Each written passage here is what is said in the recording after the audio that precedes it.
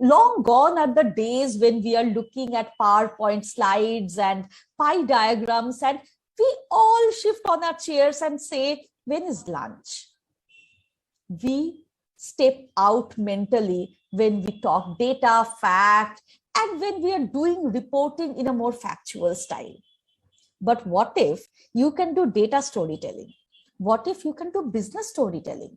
What if you can engage and involve your audience in more kinesthetic ways, in more sensory ways? What if you can help people to come on the table, to engage, to converse, to become a part of your business presentations? What can you do to captivate people with your professional business data storytelling?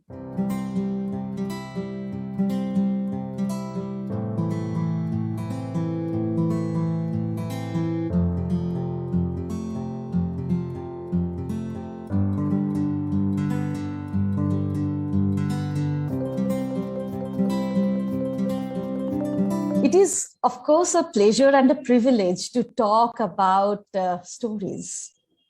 Now, where do stories come from? To begin with, let's begin at the beginning. Imagine long, long back, maybe in a land far, far away. Around those times, our great grandfathers and our great grandmothers, they used to live in caves. And oftentimes after sunset, they would all retreat into their caves and wait for the sun to rise again. Something tells me that it must be a little girl somewhere. So this little girl, one day, far after sunset, slowly crawled out of her cave. She picked up 2 stones and she started to rub them against each other. And soon enough, a flame broke. Now you can imagine what happened next, of course. Her parents and everybody around her, they all came rushing and they reprimanded her. Are you mad? You are calling the sun god down on earth in these unearthly hours? But of course, and this is the Women Economic Forum. So we know that that quite does not stop women from inventing, innovating, discovering, and learning the new language of the new day. And since that evening, every day, as the sun would set, all these men and women, they would all gather together. They would make a small pile of dry twigs and dry leaves, and they would rub stones against each other until a fire would break. That was the time they all came together as communities. That was the time when they initially shared stories to protect themselves. You know what? There was a wild animal there. There is a honeybee pot. And soon enough, even before language was invented, they exchanged their emotions, their fears, their love, their desire, their plans through verbal, non-verbal gestures, through stick figures on the cave walls, as archaeologists tell us today. And that is exactly how stories was born. Now, of course, there were so many things back in those days that we do not see now. Most of the things have been rewritten. Our history has been overwritten by technology, by advancement of science and innovation and discovery and new tools and new gadgets. And yet, my dear audience today, think about it. Stories have only outlived every other discovery. Now, what do we do when we get up in the morning? Of course, swipe open our mobile phone screen, and there you go. LinkedIn stories, Facebook stories, Instagram stories, you name it.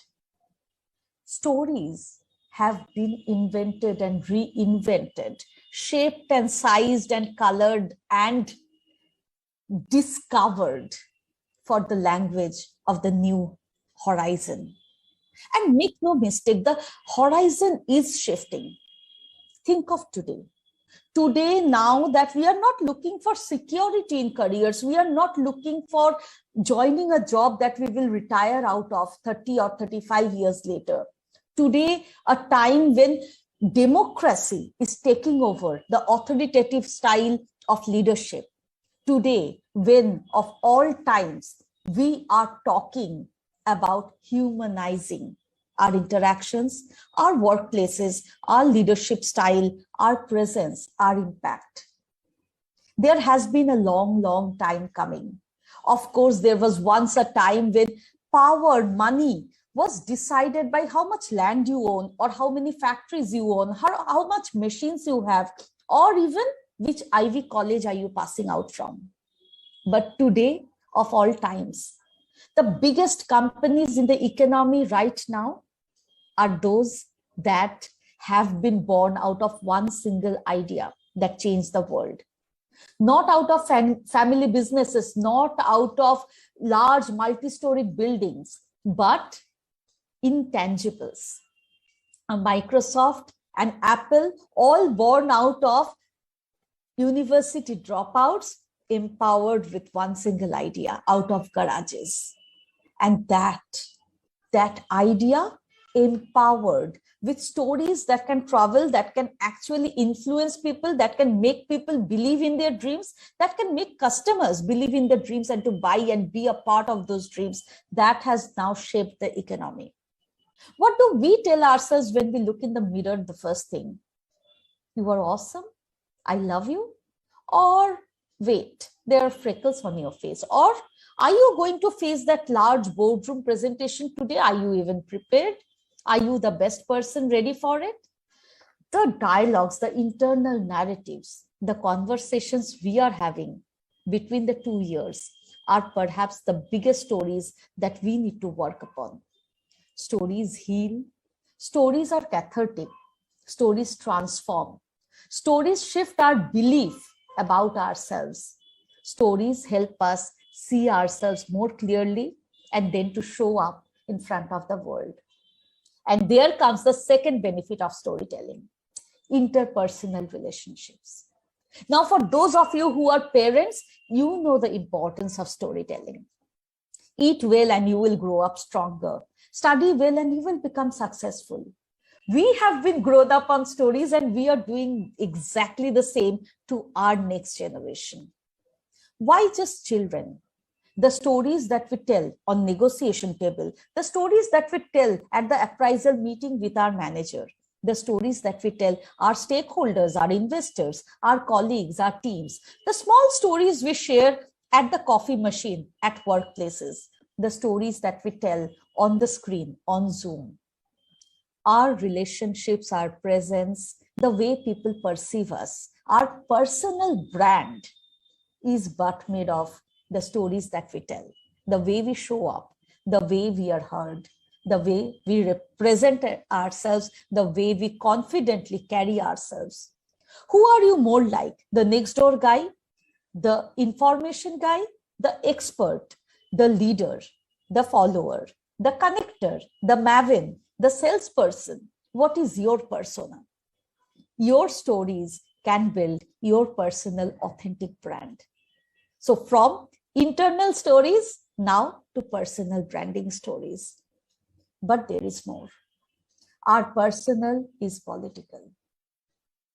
What do you think about? What are you worried about? What is your calling? What dent in the universe are you out to make? What is it you want to influence? Where do you want your impact to be? Your social messaging, your presence, the cause you stand up for, the cause you stay silent about, the cause you contribute to, the way you help, the way you show up, the way you are but a part of the ocean in a drop. Your social calling, your social impact, your social legacy, your presence, your contribution in the bigger scheme of things is but the story that you tell, the reason that you establish why that is important to you. Why is that cause important to you? Why do you want to make change? Are you a change maker?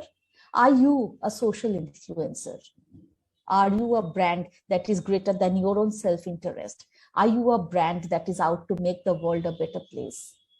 That social story, that political story, that change-making story is going to be your third tool to be able to create your legacy. Not to forget, of course, the stories we tell in the boardrooms, the stories we tell in meetings, the stories we tell to pitch our products, to pitch our ideas, to make a business presentation. Long gone are the days when we are looking at PowerPoint slides and pie diagrams and we all shift on our chairs and say, when is lunch? We step out mentally when we talk data, fact, and when we are doing reporting in a more factual style. But what if you can do data storytelling? What if you can do business storytelling? What if you can engage and involve your audience in more kinesthetic ways, in more sensory ways? What if you can help people to come on the table, to engage, to converse, to become a part of your business presentations? What can you do to captivate people with your professional business data storytelling? There comes the fourth benefit of storytelling: data storytelling, business storytelling. And of course, not to forget, so many of you would be entrepreneurs just like me. When I started Lighthouse, the very first thing I had to tell people is, what do you do? And then I would tell, I help leaders, founders, change makers tell their story. And that makes all the difference. What line do you use when somebody asks you, what do you do? How do you present yourself? What do you say when it is a prospective customer? What do you say if it is an investor? What do you say if it is a prospective collaborator? What do you say if that is somebody you don't want to sell to? What do you say when your people, when your folks, when your family and friend asks you, what are you doing these days? How do you present yourself in a way so that people understand what you are doing and the impact it is making? There are these 5 benefits of storytelling I want you to take away: the internal storytelling, the personal, interpersonal storytelling, the social impact and change-making stories, the data and business stories, and finally, your stories as an entrepreneur, your founding stories, your investor pitch, your elevator pitch, your marketing stories, your success stories, your consumer stories. Storytelling is going to be the language of the future. Storytelling is going to transform the way you see the world, the way you run your business, the way you create your brand, the way your impact is seen, and the way you create your legacy in the world. At Lighthouse, I teach storytelling to leaders, founders, change makers, creators, coaches, L&D professionals, people who are aspiring TEDx speakers, people who want to make a difference with their creation, be it in written and spoken words. There are so many leaders and corporate executives who I work with who totally transform when they can shape up and take control of the conscious communication, the leadership visionary communication they speak the language of. There is so much that you can do if you are an entrepreneur. There's so much you can do if you are a parent. There is so much you can do if you are a leader of today or tomorrow. I have had a very interesting story myself. I have studied quantitative economics from ISI and then went on to become an actuary. And I qualified as an associate actuary and spent 12 years talking to the computer in the number language. I had nothing to do with the creative or the emotional side of my brain, my heart. It is only after a huge professional burnout that I discovered that we need to rediscover ourselves with stories and with emotional intelligence. The workplace that was belonging to the industrial age had its own decorum, had its own mainstreamed culture that does not fit the new requirements, the visionary future of work.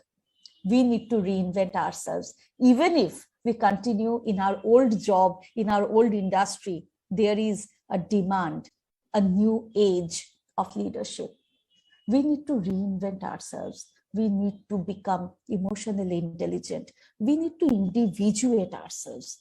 And that is exactly what I teach at Lighthouse. I teach a program called Stardust, where I bring in My creative writing, I wrote a book which was made into a film that was screened at Cannes in 2016. And then I wrote a number of columns and articles on lifestyle, on gender, on a number of social causes, as well as a number of creative and storytelling expertise causes that come together to become multiple formats of creative writing, of business writing. I spoke on TEDx twice on gender sensitivity, women at workplaces. I do get invited to talk to large platforms, large business schools, to be able to teach people on leadership, strategy, storytelling, diversity, inclusion, change making. I bring my creative writing, my public speaking, my outlook from my long experience of corporate life, 12 years of working as an actuary. And of course, my liberal arts studies from positive psychology and social understanding, sociology and self-determination theory. And I combine all of that and my Vipassana training, my mindfulness training, my spiritual seeking. I bring them all together to create a unique 8-stepped process that help us first look inwards and find our story.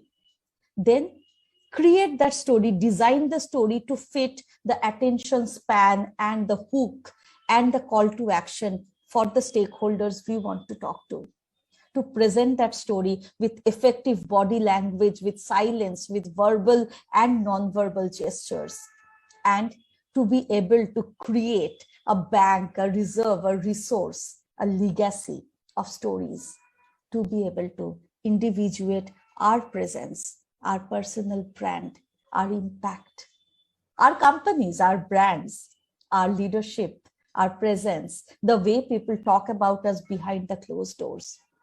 It is my purpose and my passion in life to be able to serve the cause of bringing hearts to work and to help people to tell their stories so that it makes a huge difference in the way people see them, in the way they show up, in the way the world remembers them and remembers their work.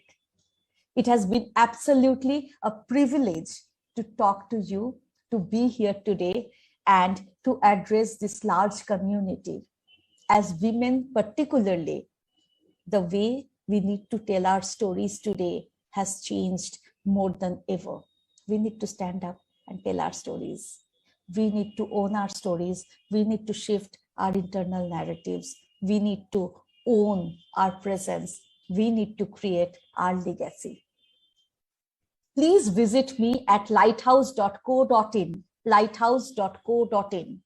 And please send me a hello over LinkedIn. Find me out on LinkedIn. Just search with my name. It would be a privilege to connect with you. And it would be a privilege for me to help you with your story, to create a difference in your life. Thank you.